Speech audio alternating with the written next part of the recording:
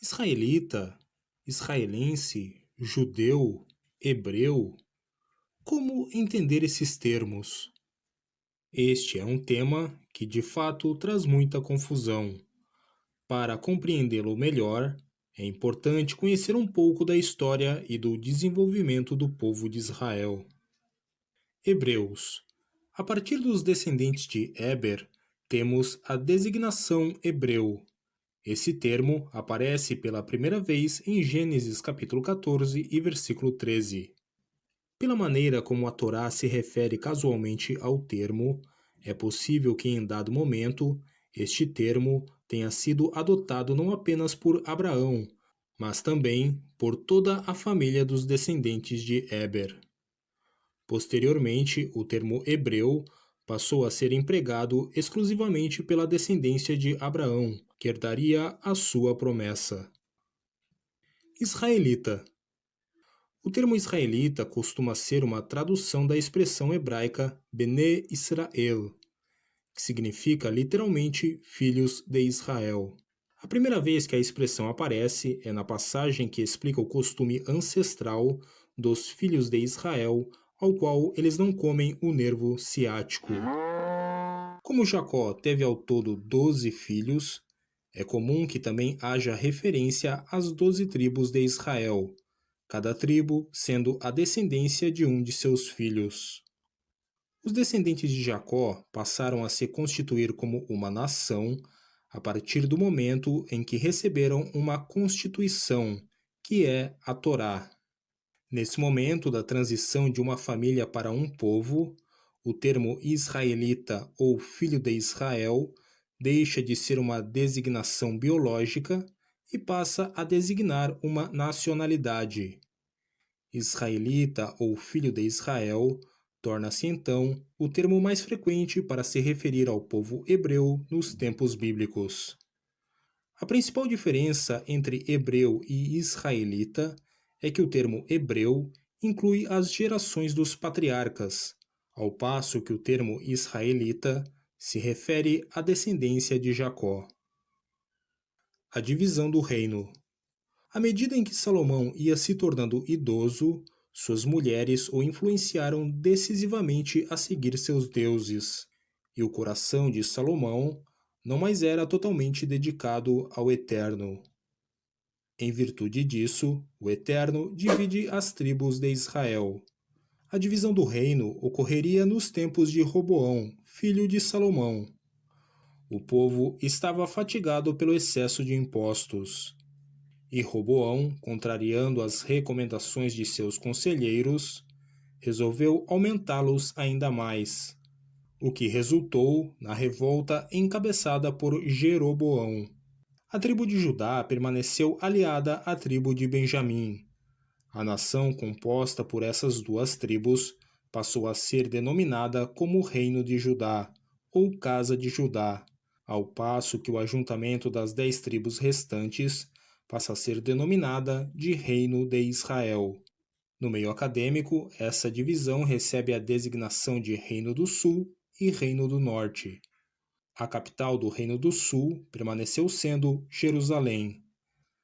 A capital do Reino do Norte tornou-se Samaria. A partir desse ponto, os termos Israel e Bene Israel começa a depender do contexto da Bíblia hebraica. Em dados momentos, podem se referir a todos os israelitas das 12 tribos, ou a restauração da nação como um todo. Noutros momentos, podem se referir apenas ao Reino do Norte. Judeu. Ao contrário do que muitos pensam, originalmente o termo judeu, ou no hebraico Yehudi, não remete à tribo de Judá, mas sim ao Reino do Sul, o que incluía a tribo de Benjamim, os levitas que serviam no templo, bem como os israelitas de outras tribos, que por algum motivo habitavam no Reino do Sul. A primeira vez que o termo aparece na Bíblia hebraica é em 2 Reis, capítulo 16 e versículo 6. Tanto o Reino do Norte quanto o Reino do Sul sofreram exílios nas mãos das nações estrangeiras. Porém, a maneira como os exílios ocorreram marcou de forma definitiva como a nomenclatura seria utilizada. O Reino do Norte sofreu deportação para a Assíria e nunca mais retornou. Todavia, um remanescente do Reino do Norte permaneceu e acabou se fundindo com o Reino do Sul. Porém, tempos depois, o Reino do Sul também seria tomado cativo. Consequentemente, os remanescentes do Reino do Norte que estavam no Reino do Sul acabaram sendo exilados juntamente com o Reino do Sul. Retorno a Israel. Ciro da Pérsia foi orientado pelo próprio Eterno a deixar voltar o povo de Judá. A Pérsia denominava a região de Província de Judá. A partir daí, a menção ao povo como israelitas passou a ser cada vez menor, e o termo judeus acabou ganhando mais destaque. O novo exílio. No ano 70 da Era Comum, os romanos destruíram Jerusalém, o que acarretou em um novo exílio e uma nova diáspora. Este acontecimento teve uma característica muito distinta, pois foi algo extremamente mais longo. Com isso, o povo judeu conheceu uma de suas principais transformações: o nascimento do judaísmo. Em outras palavras, o termo judeu deixou de ser uma referência explícita a uma nacionalidade e passou cada vez mais a se tornar uma identidade religiosa. Os judeus agora não eram mais um povo exilado de sua terra. Eles começaram a adquirir nacionalidades nas terras em que habitavam. Um judeu nascido na Espanha era um cidadão espanhol com uma identidade judaica, agora redefinida como religiosa. O desejo de retornar à terra de origem, conhecido como sionismo, sempre existiu entre os judeus. Porém, a maneira como isso deveria ocorrer dividia o povo. Uns desejavam uma abordagem totalmente secular, outros uma monarquia teocrática nos moldes bíblicos. Outros ainda um meio-termo entre ambos. Israelense. Quando Israel voltou a ser uma nação em 1948, ocorreu uma nova evolução da nomenclatura. Pela primeira vez na história, o Estado de Israel e o povo de Israel não eram mais a mesma coisa. Muitos judeus, totalmente ambientados com seus países aonde habitavam durante séculos, optaram por não voltar a Israel. Outros ainda entendiam que um Estado mais secular seria até mesmo contrário aos moldes bíblicos, e havia uma enorme quantidade de opiniões. Além disso, nem todos os cidadãos em solo israelense eram judeus. Havia uma grande quantidade de cristãos e árabes que também estavam na terra, bem como pequenas minorias. Israel acabou adotando duas formas de se obter cidadania.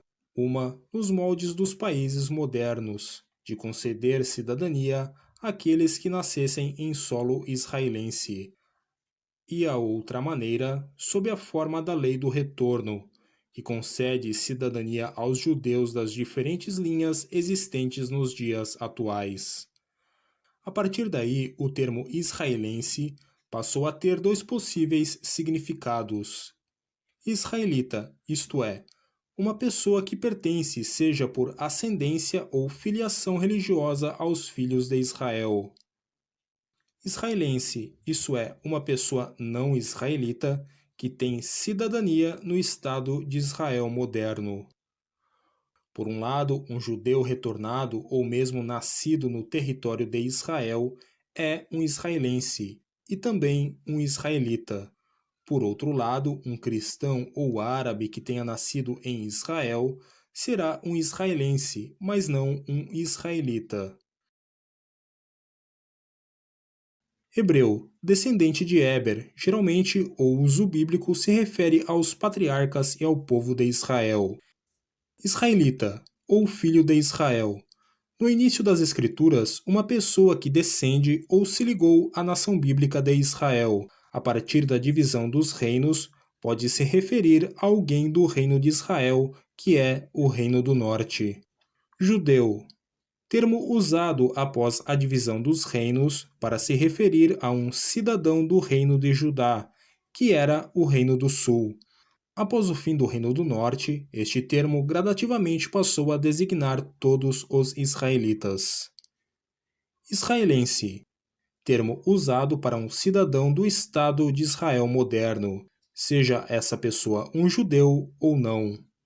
Como se pode ver, os termos podem designar coisas diferentes, e muitas vezes isso vai depender do contexto para que se esclareça a quem se refere. Deve-se lembrar, contudo, que a língua é viva, e as definições mudam ao longo do tempo.